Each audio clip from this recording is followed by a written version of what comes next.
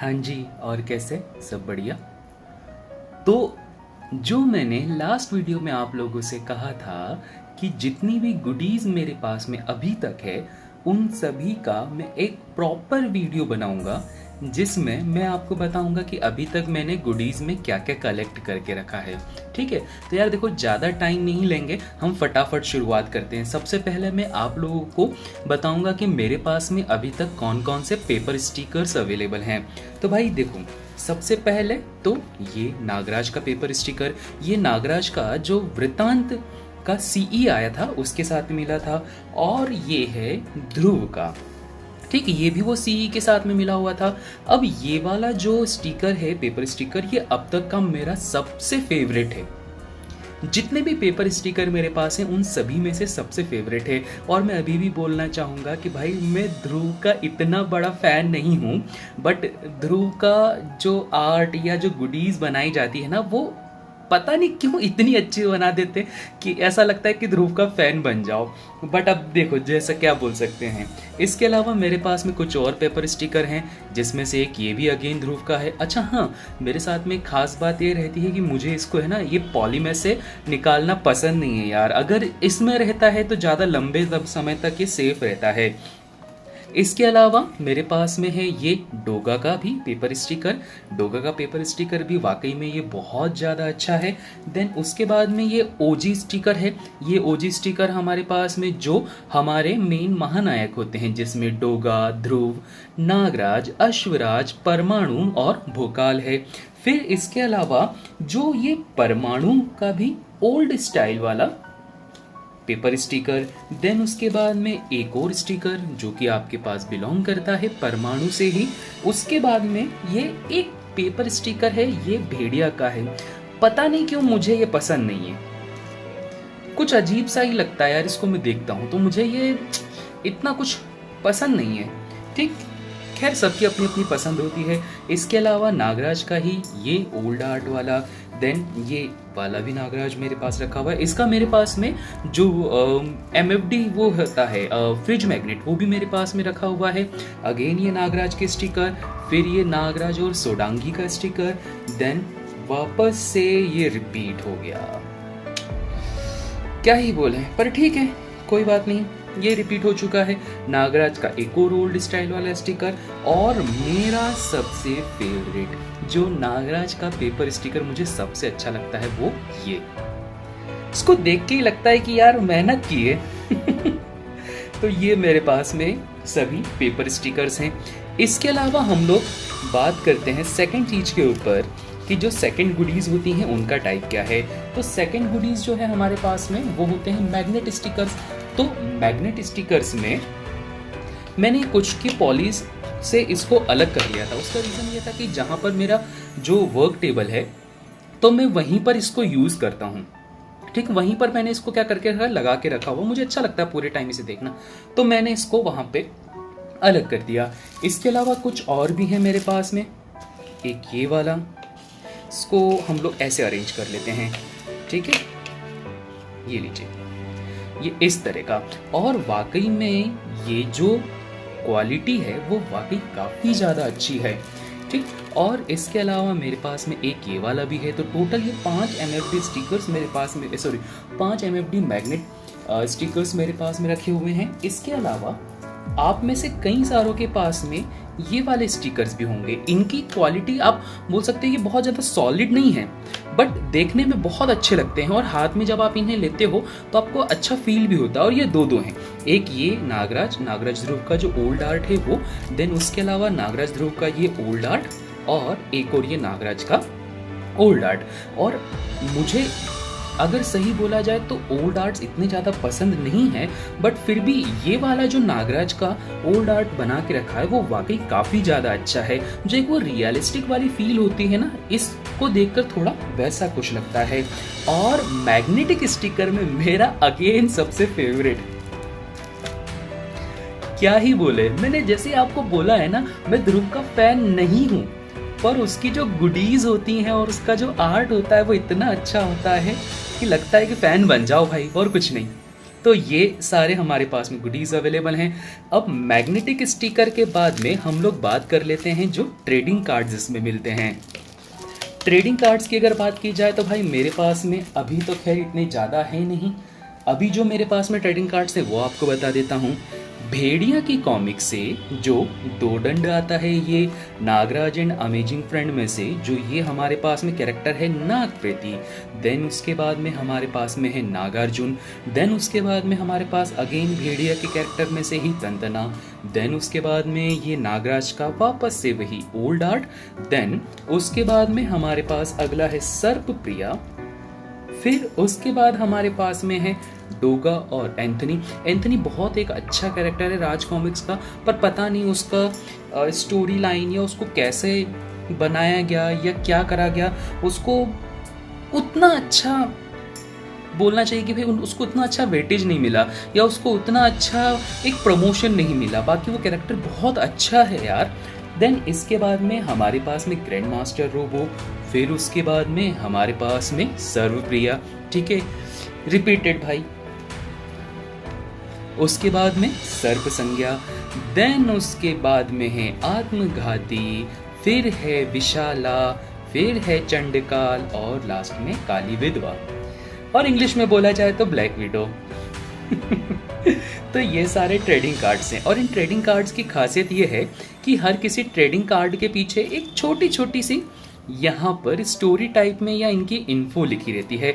वो पढ़ना भी काफ़ी इंटरेस्टिंग रहता है। ये उस टाइप का कुछ इंटरेस्ट है जो लोग पोकेमोन देखते थे। पोकेमोन के जब आप कार्ड कलेक्ट करते हो ना, तो उस कार्ड्स में पोकेमोन की पावर लिखी रहती है कि उसका ये अटैक होता है, इस अटैक में ये होता है, उसका बायो लिखा हुआ रहता है।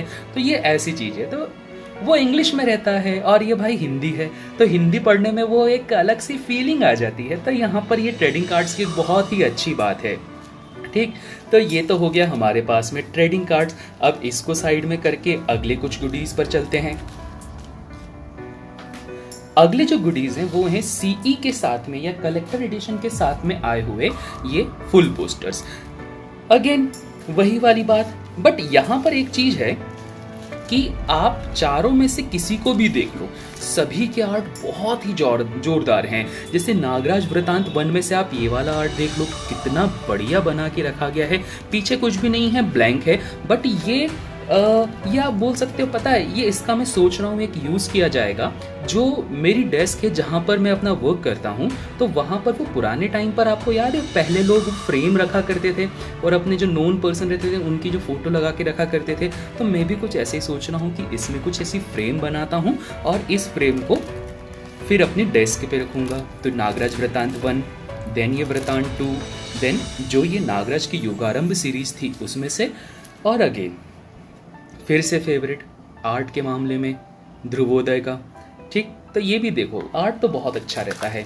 इसके अलावा हमारे पास में जो मेरा सबसे फेवरेट कैरेक्टर है बांकेलाल, उसकी भी कुछ गुडीज़ को यूज़ करा गया है, ठीक। जैसे इनमें बताई गई है ये डायरीज, पर यार एक चीज़ है वो ये कि ये डायरीज नहीं है, ठीक। ये एक्चुअल में क्या है आपको बताता हूँ। इसके अंदर ऐसे कलरफुल पेजेस हैं जो बेसिकली स्टिकी नोट्स की तरह हैं, ठीक। अब यार समस्या इनके साथ में ये है कि इस तरह के स्टिकी नोट्स का यूज़ किया जाता है जब भी आपको कुछ चीज़ इंपॉर्टेंट लिखनी रहती है, उसे स्टिक करना रहता है, तो उसको लिखकर हम दीवारों में या अलग अलग जगहों पर चिपका देते हैं। बट यार प्रॉब्लम सबसे बड़ी ये है ना कि अगर मैं इसे as a sticky note use करता हूँ तो मुझे इसे फाड़ना पड़ेगा। अगर मैं इसे फाड़ूंगा तो भाई ये तो खराब हो जाएगा, तो इसको हम चाहकर भी यूज़ नहीं कर सकते। तो यार ऐसा कुछ है, इसीलिए इसका कुछ यूज़ नहीं करा गया है, बट इसको रखा गया है। अच्छा लगता है कि बांकेलाल से जुड़ी कोई गुडीज़ आपके पास में प्रेजेंट है, क्योंकि नागराज, ध्रुव, डोगा इन सभी के स्टिकर या गुडीज़ मिल जाते हैं, बट ये बांकेलाल की चीज़ें जो होती हैं वो बहुत कम ही हमारे सामने आती हैं। तो बस ये रहा हमारे पास में। अब इसके अलावा एक जो मेरा बहुत पर्सनल गुडीज़ है वो है ये कॉमिक्स अड्डा की तरफ से जो ये चीज़ों की शुरुआत की गई थी कि आपको बुकमार्क मिलेगा आपके खुद के नाम का। तो वो यहाँ पर प्रेजेंट है, जो कि भाई सबसे बेस्ट है। एक रीडर को और क्या चाहिए कि उसके पास में एक ऐसा बुक मार्क हो जिसमें उसका नाम लिखा हुआ हो, सबसे बेस्ट चीज़ है। ठीक, अब देखो उस वीडियो में मैंने बोला था कि एंड में मैं कुछ एक ऐसी चीज के बारे में बताऊंगा जो मुझे मिली थी कॉमिक्स अड्डा की तरफ से। ठीक, तो चलिए भाई देख लेते हैं वो चीज क्या थी।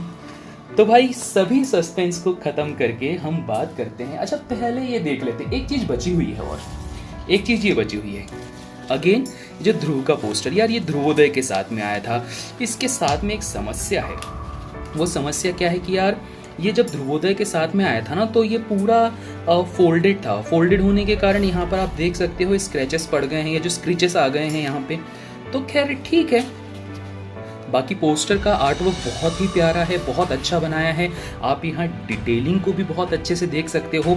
अगर आपको डिटेलिंग समझना है तो आप यहाँ देख सकते हो। देखो ऐसा नहीं किया गया है कि बस शेड्स बना दिए और हो गया आपका काम। यहाँ प्रॉपर एक इंजन, पेट्रोल का पाइप, देन यहाँ पर ये सारे जो इन्होंने छोटी छोटी चीजें हैं। और इवन तो अगर ध्रुव यहाँ पर बैठा है तो ये देखो एक पैर यहाँ दिख रहा है और दूसरा पैर यहाँ पे, जो वाकई में बहुत ज़्यादा नोटिसेबल चीज़ होती है भाई।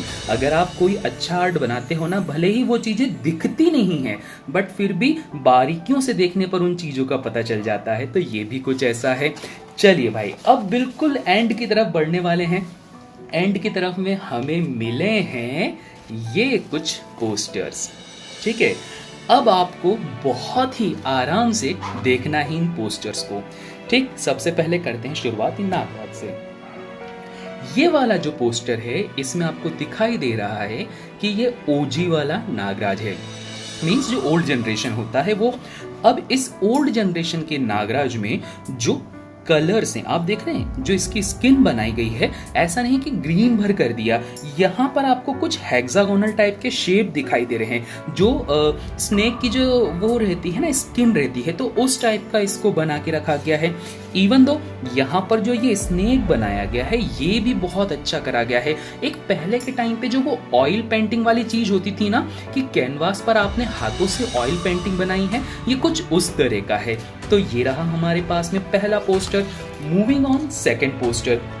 सेकंड पोस्टर में भी आप देख रहे हो कि डिटेलिंग काफ़ी ज़्यादा अच्छी है, बट यहाँ पर जो पेंसिलिंग है उससे ज़्यादा यहाँ पर जो कलर की शेडिंग्स होती है ना, उसका यूज़ किया गया है। आपको कैसे पता चलेगा, ये देखिए यहाँ पर शेड्स यूज़ कर दिए, स्किन को ऐसा ग्रीन रख दिया, यहाँ पर शेड यूज़ कर दिया। और इसके पहले अगर आप देखोगे तो स्किन के अंदर आपको छोटे छोटे से ऐसे स्किल्स दिखाई देंगे, ये देखिए दिख रहा है यहाँ पे। तो ये जो होता है ना, ये यहाँ पे डिफरेंस होता है। तो ये एक हमारे पास में। बाकी पोस्टर ये भी बहुत अच्छा है, जहाँ पर नागराज अपना ओवरकोट उतार के रेडी है बिल्कुल लड़ाई करने के लिए, बोले दुश्मनों की तो आज मैं बैंड बजा दूंगा। अब अगला आता है ये वाला नागराज।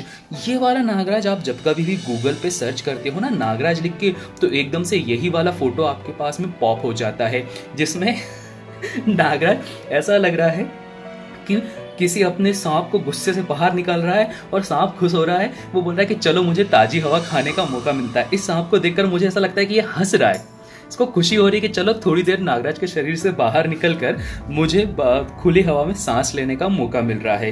तो बेसिकली ये आर्ट मुझे लग रहा है कि जो कॉमिक्स के लिए ड्रॉ किया जाता है ना, ये उसमें से निकाला गया है। देन उसके बाद में ये वाला आर्ट, ठीक है, ये वाला आर्ट देखो, यहाँ पर आप देख सकते हो कि नागराज को प्रॉपर एक ह्यूमनॉइड लुक दे के रखा हुआ है। ऐसा नहीं है कि यार ये बिल्कुल क्या बोलना चाहिए, कोई कार्टून हो या कुछ हो। जैसा सबसे पहला पोस्टर था ना जिसमें मैंने बोला था ऑयल पेंट की तरह, तो मुझे नागराज जी यहाँ पर ह्यूमनॉइड की तरह बता लग रहा है। ठीक है, तो इसका सिंहासन वगैरह भी वो बढ़िया एक नंबर का। अब यहाँ पे ये देखो, अब ये तो भाई ऑब्वियस बात है विसर्पी ही होने वाली है, क्योंकि नागराज के साथ पेयर ही विसर्पी की होती है। पर न जाने क्यों इसका फेस देख के पता है मुझे किसी की याद आ रही है किसी की जैसी लग रही है ये, मैं बताता हूँ नाम।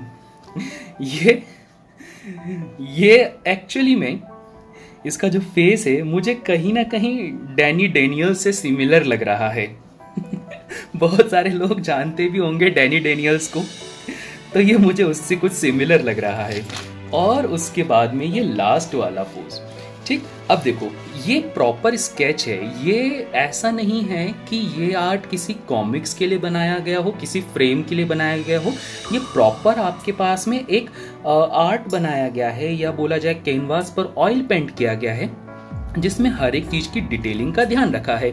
चाहे आप ये नागराज के हाथ में ये जो इसका हथियार रखा गया है, आप इसे देख लीजिए या इसे देख लीजिए, या फिर आप यहाँ पे इनको देख लीजिए। तो ये क्या होता है, ये प्रॉपर आर्ट है और स्पेसिफिकली पोस्टर के लिए ही बनाया गया है। और इसके अलावा जो कुछ रहते हैं, जैसे कि ये वाला, ये आपके पास में जो कॉमिक्स के फ्रेम्स होते हैं तो उसमें बनाया गया है। तो यार ये देखने में अच्छा तो लगता है, बट ये मुझे काफ़ी कुछ डिजिटल टाइप का लगता है। और जो रियल क्रिएटिव रहता है, जिसको हाथों से बनाया गया है, वो हमारे पास में ये रहता है। तो मेरे हिसाब से मेरे जो दो सबसे फेवरेट पोस्टर्स हैं, जो मुझे बहुत अच्छे लगते हैं, वो है एक तो ये वाला नागराज का पोस्टर और दूसरा ये वाला। अगर आप लोगों के पास में ये दो पोस्टर नहीं हैं तो मैं बिल्कुल आपको रिकमेंड करूंगा कि भाई इन दोनों पोस्टर्स को आप ज़रूर रखें, क्योंकि यहाँ पर आप डिटेलिंग देखें, यहाँ पर आप ये देखो कि इसको बनाया कितने बढ़िया तरीके से गया है। तो भाई ये है अब तक के मेरे सारे गुडीज़ जो मेरे पास अभी तक अवेलेबल हैं। आई होप सो आपको अच्छा लगा होगा, इन्हें देखकर काफ़ी कुछ मेमोरीज आपको याद आई होंगी, साथ ही साथ में आप लोगों के पास में भी ये होंगे। तो भाई कमेंट में ज़रूर बताइएगा कि इनमें से कौन कौन से गुडीज़ जो हैं आपके पास में अवेलेबल हैं। तो बस आज फिर हम लोग ये वीडियो को यहीं पर एंड करते हैं। नेक्स्ट हम फिर से मिलेंगे, आई होप सो या तो न्यू कॉमिक्स के साथ में, या मेरे जो कॉमिक्स का कलेक्शन है उसके साथ में। तो भाई आप लोग कमेंट जरूर कीजिएगा कि आप लोग क्या देखना पहले पसंद करेंगे, मेरा कॉमिक्स का कलेक्शन या फिर जो न्यू कॉमिक्स में ऑर्डर करा हुआ है उसको देखना। ठीक है भाई, तो बस फिर मिलते हैं हम लोग नेक्स्ट टाइम में। तब तक के लिए सभी को बाय बाय। अगर वीडियो पसंद आया तो लाइक कर दीजिए, और अगर आप चैनल पे नए हैं तो इसे सब्सक्राइब जरूर कर दीजिएगा, ताकि न्यू अपडेट्स और नई नई चीज़ें आपको पता चलती चले जाए कॉमिक्स के रिगार्डिंग। ठीक, तो तब तक के लिए सबको bye bye, love you all.